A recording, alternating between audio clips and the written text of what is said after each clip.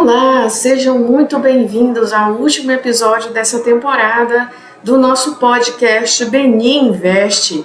E não se esqueçam de me seguir nas minhas outras mídias sociais. Além do Spotify, nós temos o Deezer, Amazon Music, Google Podcast, YouTube, TikTok e Instagram. Os slides desses episódios sobre dívidas só poderão ser vistos lá no YouTube, ok? Vamos continuar o nosso aprendizado? Hoje nós vamos começar falando sobre o PDD. É a provisão para devedores duvidosos. É uma reserva de capital contábil obrigatoriamente mantida pelas instituições financeiras para cobrir o risco de inadimplência. Esse risco ele é associado a cada contrato de operação de crédito de todas as modalidades e é preliminarmente calculado em função da quantidade de dias de atraso. Quando há algum atraso, a instituição determinará o percentual do saldo contábil da operação que corresponderá a essa previsão. É uma reserva que o banco tem a obrigação de manter para cobrir o risco de inadimplência.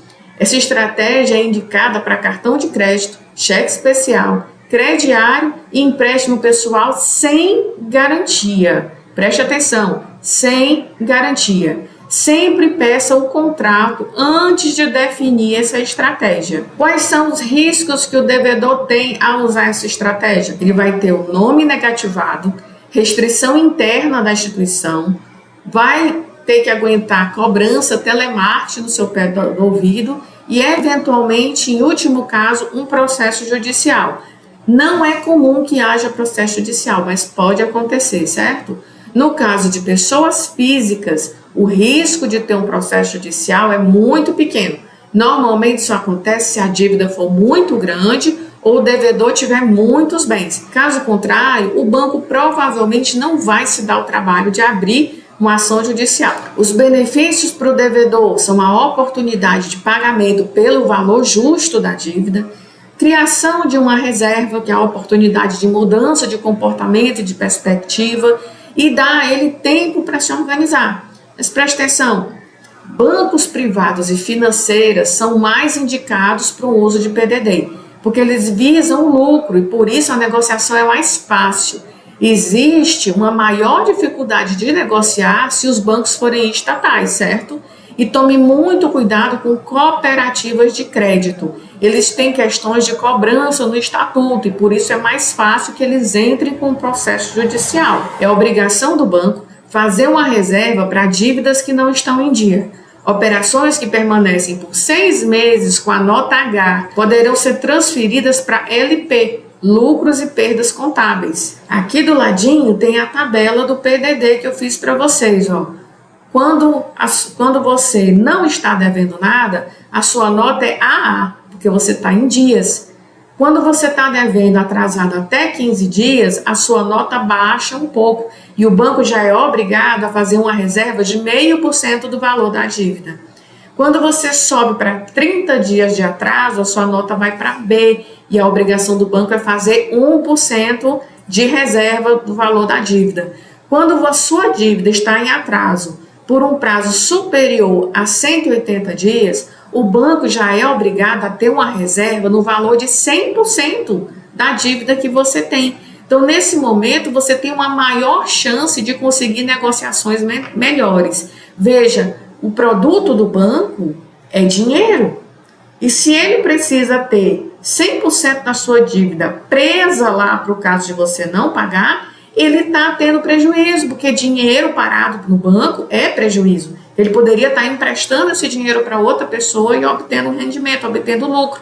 Então, nesse momento que a sua nota chega em H, você tem uma chance muito alta de conseguir um bom desconto, um abatimento, uma negociação interessante para você quitar a sua dívida. Só que até esses 180 dias é interessante que você tenha feito um esforço para juntar o dinheiro e oferecer uma boa quantia para quitar tudo de uma vez, ou pelo menos para pagar mais de 50% de uma vez. Quanto mais dinheiro você tiver para dar à vista, melhor vai ser as condições que você vai ter de negociação. Os juros que você consegue quando você vai contratar um empréstimo, um financiamento ou até quando você vai tentar quitar suas dívidas, eles são calculados com base no seu rating.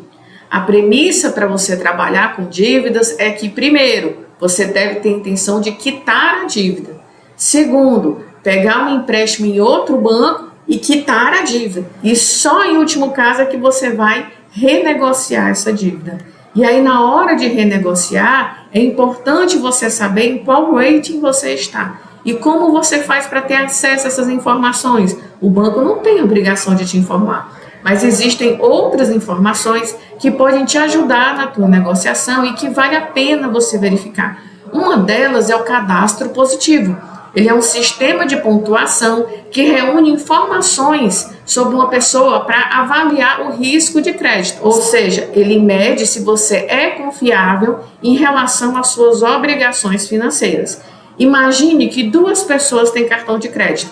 Uma paga todo mês 5 dias adiantado, a outra paga todo mês 10 dias atrasado. As duas têm dívidas, as duas estão pagando as suas dívidas, nenhuma das duas está com o nome no Serasa, mas você concorda comigo que uma merece uma pontuação melhor do que a outra? Isso é o cadastro positivo. O banco não tem como saber se você paga todas as suas contas em dia. Você tem como saber as suas contas com ele, mas com os outros ele não tem. O cadastro positivo vai te dando notas de acordo com o seu comportamento no pagamento das suas contas. E uma nota positiva vai fazer com que você pague menos juros na hora de pegar um empréstimo ou que você tenha melhores condições de negociação, porque você oferece menos risco. Outra fonte de informação é o Serasa Consumidor. Ele tem o objetivo de ajudar no processo de tomada de decisão e concessão de crédito e realização de negócios. O Serasa Score indica, através da pontuação que vai de 0 a 1000, qual que é a chance de um determinado perfil de consumidor pagar suas contas em dia nos próximos 12 meses. No aplicativo do Serasa Consumidor, você consegue acompanhar quantas instituições fizeram a pesquisa do seu CPF nos últimos meses. O que aconteceu para a sua pontuação está boa ou ruim? E o que você pode fazer para melhorar? Lá tem o registro das suas parcelas ou faturas pagas nos últimos 12 meses, empréstimos, limites, cartões de crédito, e você pode consultar o seu nome no Serasa e as suas negativações. E você ainda tem a opção de parcelar os ferões de pagamento de dívida que o Serasa faz de tempos em tempos. Para aumentar o seu score, você pode confirmar com as empresas que você faz pagamento se elas estão enviando os seus hábitos de pagamento para o cadastro positivo. Coloque as suas contas no débito automático, assim você não corre o risco de atrasar. E use o crédito de forma consciente. Pegue a sua fatura de cartão e verifique o que tem lá que realmente era uma necessidade.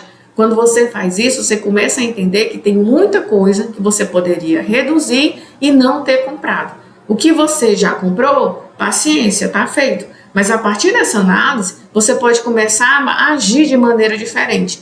Quanto maior for a confiança das empresas sobre o seu perfil financeiro no momento de decidir se irão conceder ou não um crédito, maior é a chance de você ter a liberação daquilo que você está pleiteando. Entenda os riscos e benefícios de cada estratégia.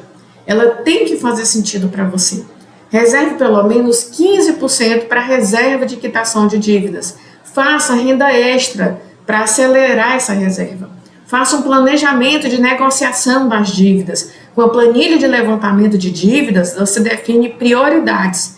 Priorize ou por maior risco ou por menor valor, dependendo do seu comportamento. As contas devem ser feitas pelo valor original da dívida. Dessa forma, você já vai ter um cronograma de pagamento. Depois que você já procurou os credores para fazer o levantamento das dívidas, pôs o seu orçamento em ordem, fez a renda extra e tem um valor que pode oferecer para quitação à vista, faça a sua proposta.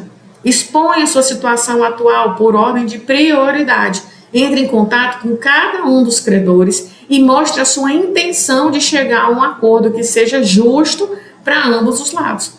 Você vai se impressionar com as possibilidades de boas negociações. Porém, é importante lembrar que você deve ir para essa fase de negociação se tiver condições de cumprir o que for acordado.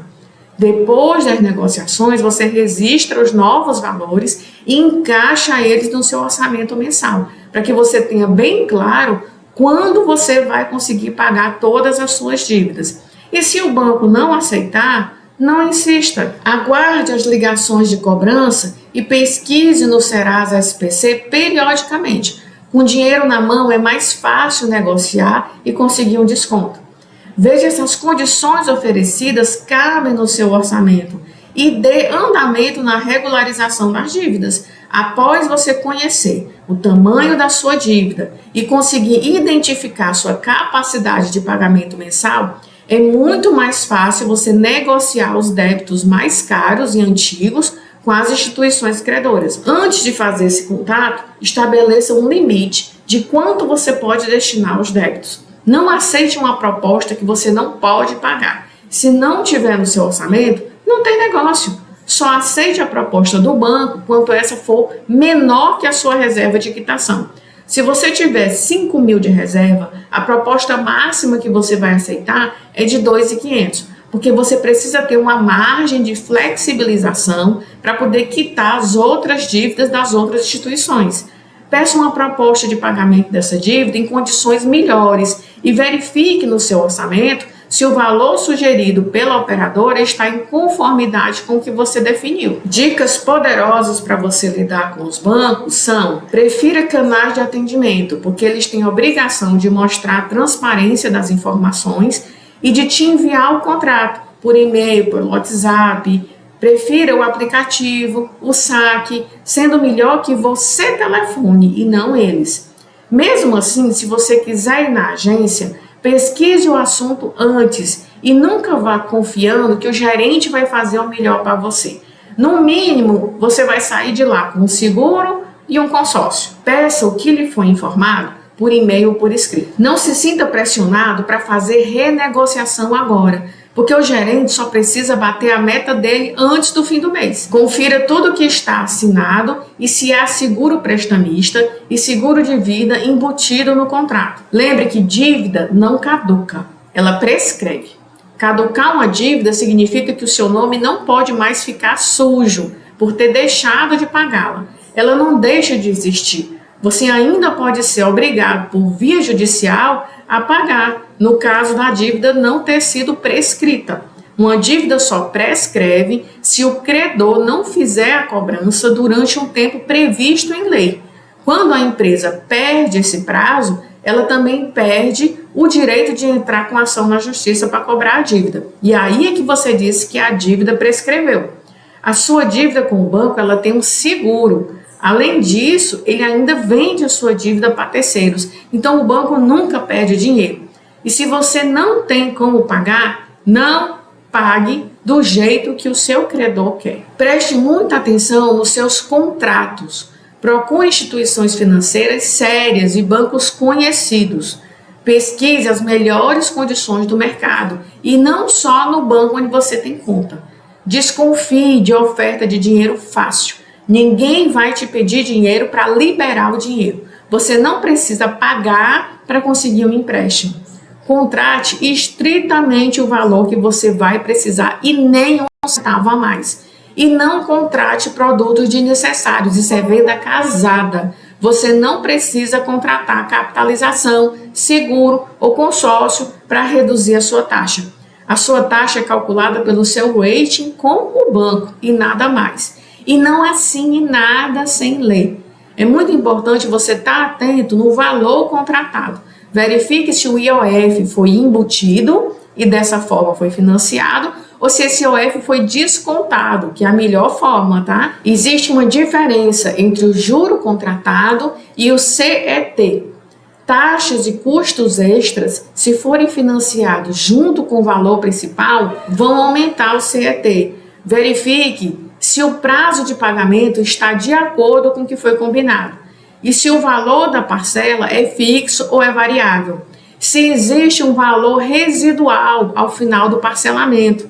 Confira se a conta indicada para crédito está correta. Caso contrário, você poderá ter que pagar juros por um dinheiro que você não recebeu.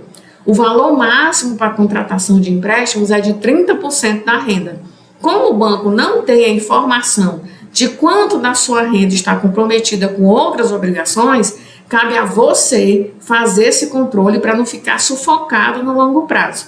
O seguro habitacional é uma parcela obrigatória em todos os contratos de financiamento imobiliário. Contudo, algumas instituições dão a opção de negociar esse seguro ou não. Fique atento, pois ele aumenta o CET, por isso é importante pedir a memória de cálculo do financiamento. Já o seguro prestamista não é obrigatório. Caso seja imposto pela instituição, você tem o direito de pedir o reembolso dele.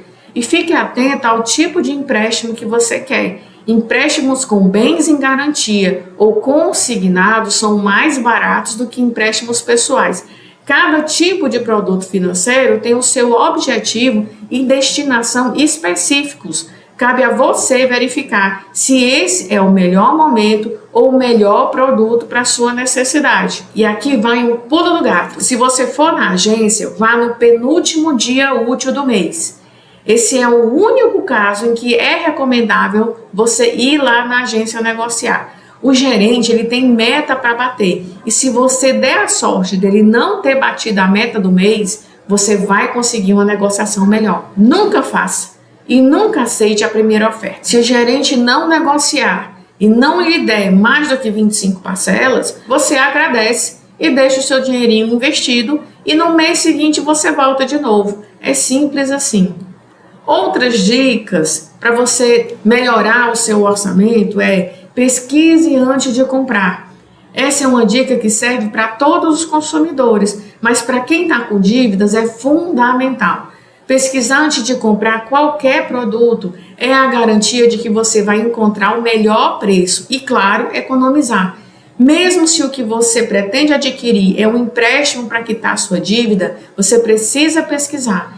E também temos dicas para quem está buscando crédito e quer encontrar as melhores ofertas. Cuidado com os parcelamentos. Parcelar é uma facilidade, pois permite a aquisição de produtos de alto valor que, se fossem comprados à vista, consumiriam boa parte do seu orçamento mensal. Mas as parcelas a perder de vista também podem ser negativas na sua tentativa de quitar essas dívidas. Trabalhe para parcelar só o que for essencial, como itens de maior valor, e tentar pagar os custos menores à vista ou em parcelas mais curtas. Diminua a quantidade de cartões de crédito. O cartão de crédito precisa ser um aliado do seu orçamento e não um vilão. No entanto, é uma das principais causas do mau endividamento do brasileiro. Verifique a real necessidade de cada cartão na sua rotina financeira e lembre-se, quanto maior o número de cartões, maiores são as chances das compras saírem do controle e da dívida se tornar uma bola de neve. Tenha hábitos saudáveis. Crie o hábito de sempre controlar os seus gastos. Além de ser fundamental, ter um fundo de emergência para casos inesperados. Dessa forma, você não fica refém de juros de instituições de crédito. Afinal, é necessário sempre estar preparado para trocar um pneu do carro que furou, para arcar com os custos dos remédios em caso de doença ou fazer aquele reparo inesperado na sua casa. Tire seu nome da lista de devedores. Quando você negociar os débitos, procure seu nome nos serviços de proteção de crédito e se certifique de que já está fora da lista de negativados. Assim, o seu nome volta a estar apto para a utilização, além de possibilitar o aumento do seu score nesses serviços de consulta de nome. Busque mais conhecimento sobre educação financeira. Uma das principais formas de sair das dívidas é ter o conhecimento necessário para evitá-las.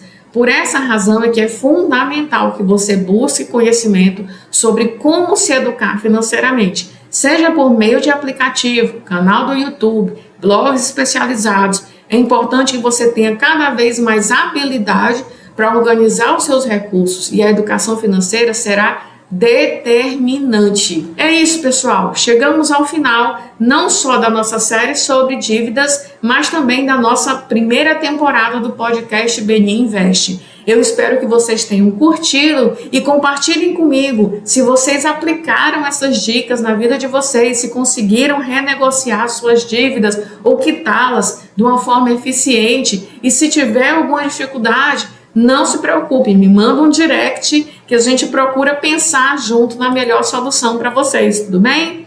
Até a próxima temporada!